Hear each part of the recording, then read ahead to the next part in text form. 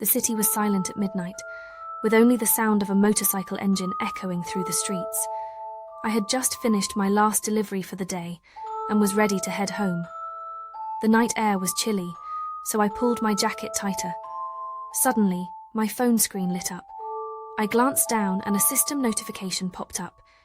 "You have a package, destination, Emily, apartment 402. I froze. I hadn't ordered anything, nor had I sent anything to my own address. A strange chill crept over me. Just then, my motorcycle's front wheel hit something and the bike jolted violently. I quickly hit the brakes and my headlights illuminated the object in front of me. It was a discarded package, lying in the middle of the road. But what made my heart skip a beat was that it had no sender information, no markings at all, just a smudged label with my name. Emily, apartment 402. My name and address, written exactly as it appeared on my deliveries. My heart began to race as I instinctively bent down to pick up the package. At that moment, my phone buzzed again. Package delivered. Signed for at 12 a.m. I glanced at my watch. The second hand had just ticked past midnight. I felt my throat tighten, hesitating for a moment before I took the package upstairs with me. My mind raced with questions. Who sent it? Why was there no sender information? And why had it appeared on my exact route? Something was horribly wrong, as if this whole situation had been meticulously planned. When I pushed open the door to my apartment, everything inside was just as quiet as usual. I placed the package on the table, my heart still pounding in my chest. It felt like something terrible was about to happen. Taking a deep breath, I carefully tore open the package. Inside was an old yellowed photograph. My blood ran cold as I looked at it. A man stood outside the house where I had lived as a child, a twisted smile on his face. I had never seen this man before. Instinctively, I wanted to throw the photo away.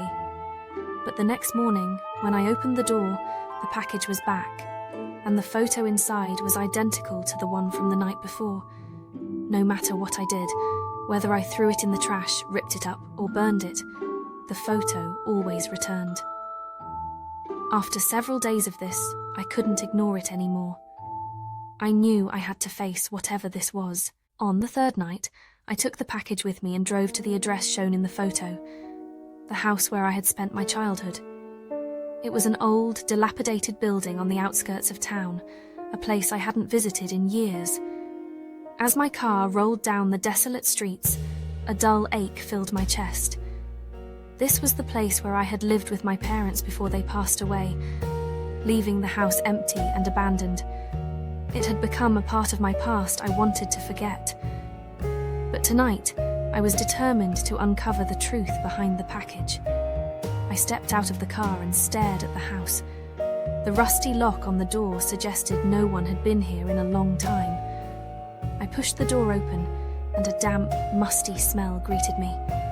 The wooden floorboards creaked under my feet as I walked through the dark house, the faint glow of my phone screen my only source of light.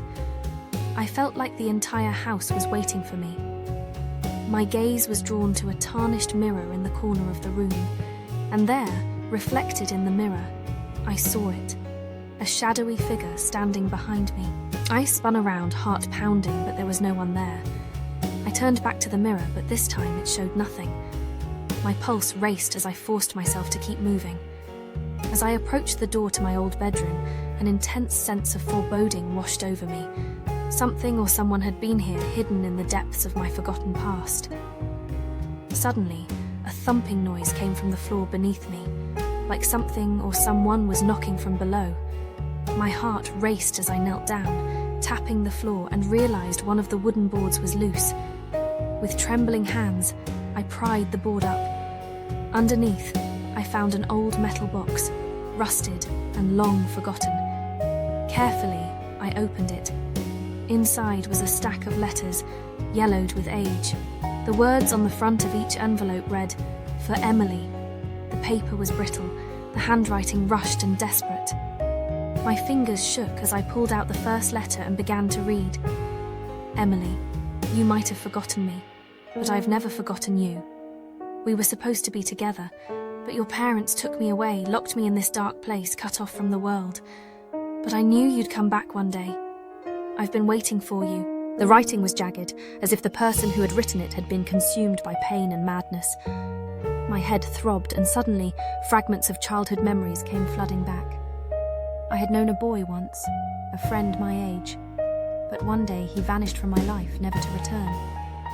More memories surged to the surface, making my head spin. I vaguely recalled that my parents had adopted a boy, but they sent him away when he developed severe mental health problems. I had buried that memory deep, never wanting to confront it again. I swallowed my fear and continued reading the letters. The last one said, "I don't blame you. I know it wasn't your fault. You came back. I've been waiting all this time." My breathing quickened, and my pulse thundered in my ears. The man in the photo, he was the boy my parents had sent away. He had spent his life in a mental institution, lonely and forgotten, until he died. When I got home, I searched through my parents' old records and found the documents that confirmed it. His name was Ethan, and he had been my foster brother. The mental hospital where he had spent his last days was just outside the city. I had to go there. The old abandoned hospital was crumbling with an air of despair hanging over the place. The smell of decay was overwhelming, and as I walked through the desolate halls, I felt as though the building itself had absorbed all the pain and suffering it had housed over the years. At the end of the corridor, I found a room with Ethan's name on it. I pushed open the door. The room was empty, but in the corner I found a skeleton dressed in tattered hospital clothes.